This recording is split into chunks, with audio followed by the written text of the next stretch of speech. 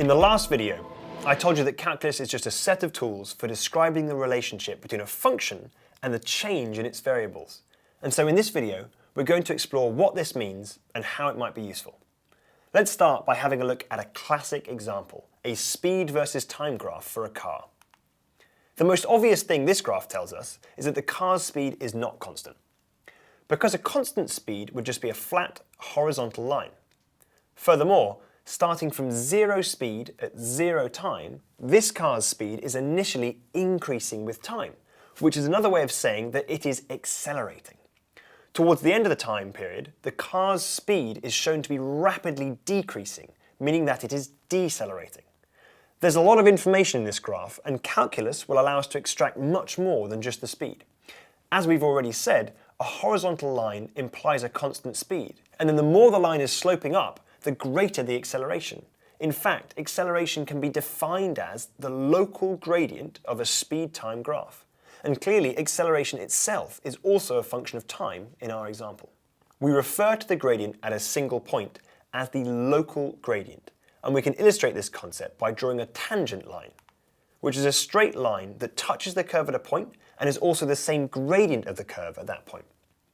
After the initial acceleration, the car's speed reaches a peak and then begins to decelerate again. Deceleration has a negative slope. By recording the slope of these tangent lines at every point, we could plot an entirely new graph which would show us acceleration against time rather than speed against time. Before we plot this, for the complex case, let's think about what this acceleration time graph would look like for a car travelling at constant speed. Constant speed, we've got a flat horizontal line on our speed time graph. Then we can say that its gradient is of course zero. So the acceleration time graph would also just be a horizontal line, but in this case, at acceleration equals zero. Going back to our more complex case, let's just talk through what we should expect before we have a go at plotting it.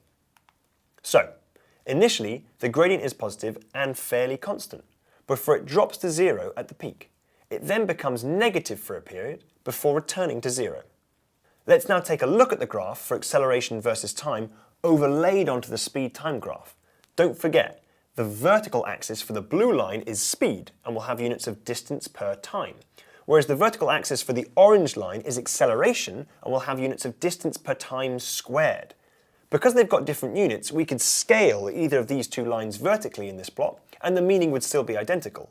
However, these have been scaled just to make the most use of this plot area available.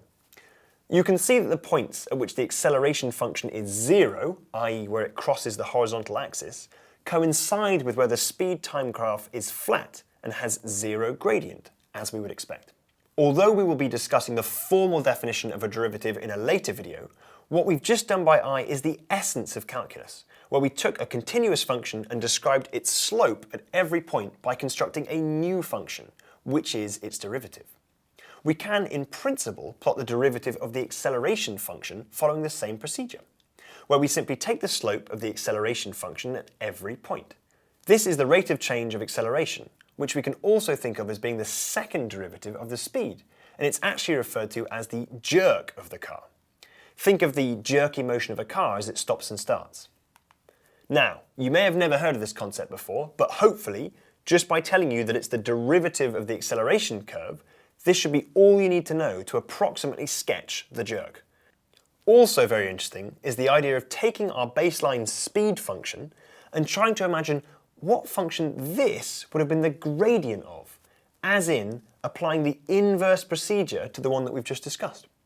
We can refer to this as the antiderivative, which for those who've done calculus before, you may remember that it's closely related to something called the integral. For the example we're discussing here, it would represent the distance of the car from its starting position.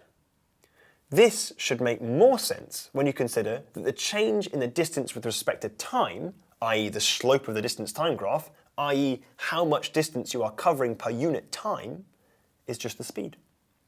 This analysis of slopes is all we're going to discuss in the video, and even though you haven't laid out yet the formal definition of calculus, you should already be able to answer lots of gradient-type questions in the following exercise, which will put you in a very strong position to start thinking about differentiation more formally.